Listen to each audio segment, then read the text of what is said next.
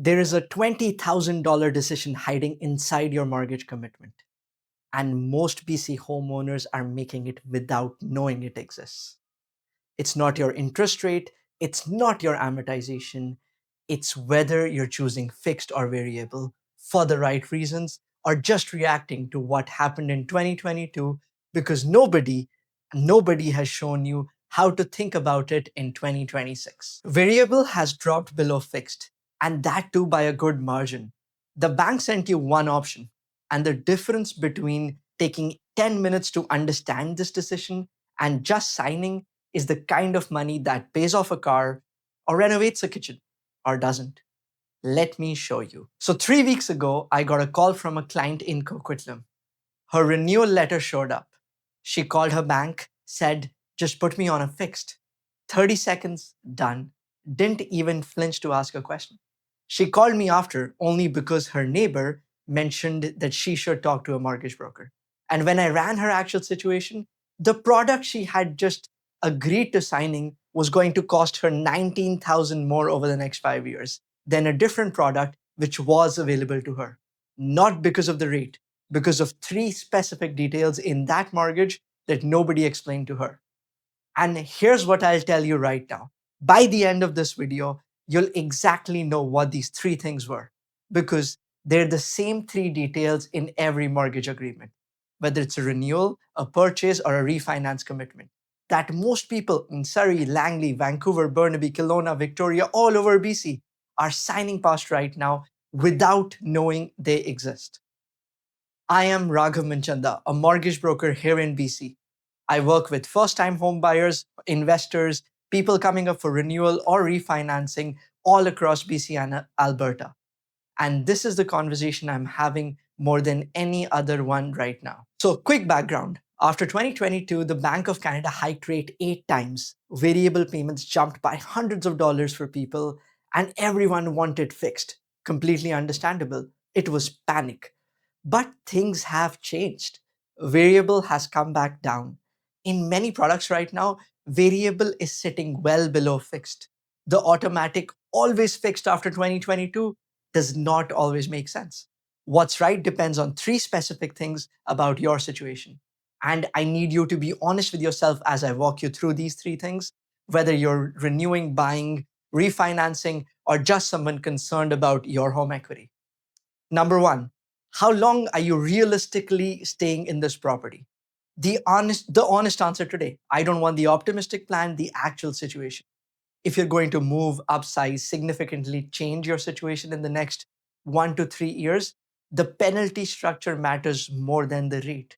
Variable penalties are typically 3 months of interest. Simple. Usually it's a few $1,000s. However, breaking a fixed mortgage early, the bank runs what's called an interest rate differential calculation. And believe it or not, I've sat with clients facing 15, 20, 25,000 in penalties sitting across from me, not even knowing that they had to expect this.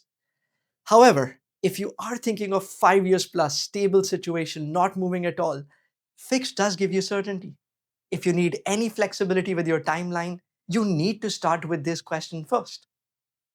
Question two, can your household honestly absorb 2 to 300 or more swing in your monthly payments without you breaking a sweat?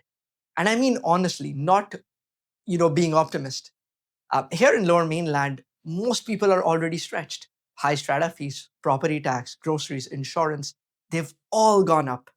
Adding payment uncertainty on top of that is not a personality flaw, it's information. If your honest answer is not really, that is it. Listen to it. And that brings me to number three.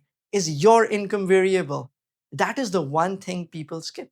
If you're a commission based, you're on contract, or a sector being squeezed by what's happening with our neighbors or with how AI is disrupting it, you have an income risk. A variable mortgage payment on top of your variable income is double exposure. And if you're also counting on a rental suite to carry a big portion of your mortgage, and rents have softened across Metro Vancouver, these three moving pieces at once are a concern. But rock solid income, 6 months of savings behind you, income growing, then variable deserves a real mention. Anything less certain, be honest and be real before you decide. Now, stop.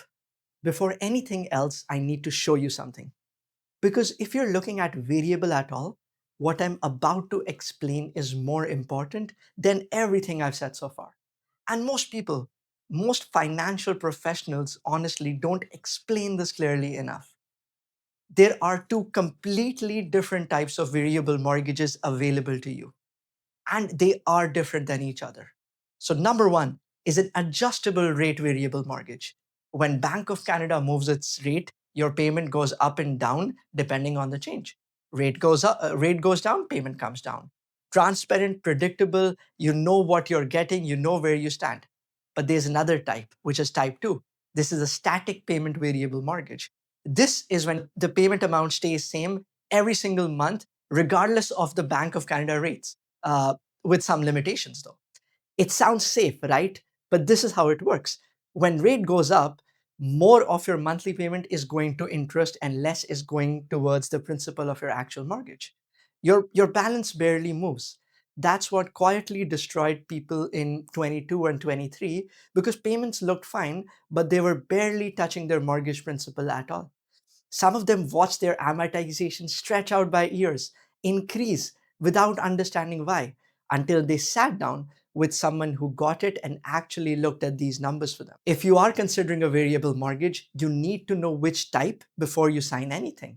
Full stop. And make sure you do drop a comment. Did you know these two were completely different and were you explained the difference in what's available? Because I genuinely want to know. And this is the thing that changes the whole conversation. But let's get back. Now, the actual dollars you need to know. For every 100,000 you owe, every 0.25% difference in your rate is approximately $33 in interest a month. So on a $500,000 renewal, which is pretty common for lower mainland or BC, that's 165 a month per 0.25% change. If variable is sitting meaningfully below fixed right now, which is true, this is real money. But if variable moves up twice before your next renewal, you've handed most of that savings back. I'm not going to quote you specific rates on camera because they're changing constantly, and I'd rather you call me and get the actual number, the best one for your actual situation. That's why there's a free complimentary rate evaluation call available for you. Now, remember the three details from the client in Coquitlam I talked to you about? Here they are. First, penalty. Already covered. If the client had moved or refinanced within 3 years, the penalty on the fixed product her bank offered could have run 15,000 or more. Nobody mentioned this. Number two, prepayment privilege. Most mortgages let you make lump sum payments, increase your regular payments, or accelerate your schedule. Some of them even allow 10 to 15% prepayment every year. On a 500,000 mortgage, an extra $200 a month in principal done consistently can reduce your amortization by years and saves you tens of thousands of interest over time. Those low rate promotional products, a lot of them gut these privileges entirely. You gain a fraction on the headline rate, you lose the ability to pay your mortgage down faster when your income grows, when you get a bonus, and when you want to. So before you sign, ask, what are my prepayment options? If the answer is limited, understand what the costs are over the balance and the term of the mortgage before you chase that rate. Detail three, and most people miss this, is portability. Portability comes when you move to a new property. In BC, where people often move from a condo in Burnaby to detached homes in Surrey or Abbotsford or upsize, this feature can eliminate the prepayment penalty entirely. You can save $15,000 to $20,000 by using this portability feature. Those promotional low rate products I mentioned, a lot of them are not portable at all. Nobody brings this up until someone's locked into it, wants to move, and finds out what getting out is truly going to cost them. If there's a chance you move in the next 3 to 5 years, portability is not a nice to have. It's part of the decision. So here is what I need you to understand about whatever your bank put in front of you, whatever your commitment letter says, whatever offer you have. Doesn't matter which bank, which lender, it is not advice, it's a product offer from one lender, and a bank will give you their rates, their penalties, their prepayment rules, their portability condition. Every line of it is written to work in their favor. Your bank is not sitting across from you thinking about your income trajectory, your timeline on this property, whether you might move in 3 years, or what your cash flow actually would look like. They give you a rate, maybe two, maybe three options, and they are statistically counting on the fact that most people in Canada will sign it without asking a single question, because most people do. I want to be clear. Sometimes the bank products are genuinely the best option and they're the best situation for you. And tell this to my clients regularly. But you deserve to know before you decide, not after the fact. And this is not a formality, it's a financial decision, probably your biggest one, and treat it like one. Let me make this as simple as I can. Fixed makes more sense if your income has uncertainty, you're counting on rental income, which may have softened, you can't absorb payment swings without stress, or you're a long term holder with no changes coming. Variable is worth a real conversation if your income is stable and it is growing, you have a genuine buffer, maybe 6 months, maybe longer, your timeline is 3 years or less, and you now know the difference between an adjustable and a static payment mortgage, and you know which one you're getting. Not sure which column you're in? That's not indecision. That's the conversation. The 20,000 I mentioned at the beginning of the video, it didn't come from a wrong rate. It came from those three details: the penalty nobody warned her about, the prepayment privilege that wasn't there, the mortgage that was not portable. She didn't make a bad decision. She made the default decision. She signed what arrived in the mail, what was the most convenient option. That's the same way most people do. That is the only decision you can't take back.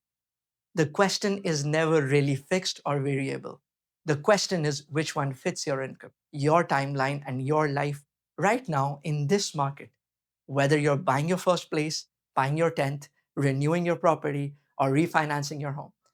If you want someone to run these real numbers for you with no obligations for your situation, and look at different lenders, what the best options are, someone who will tell you honestly if that product is right for you, that's exactly what I do.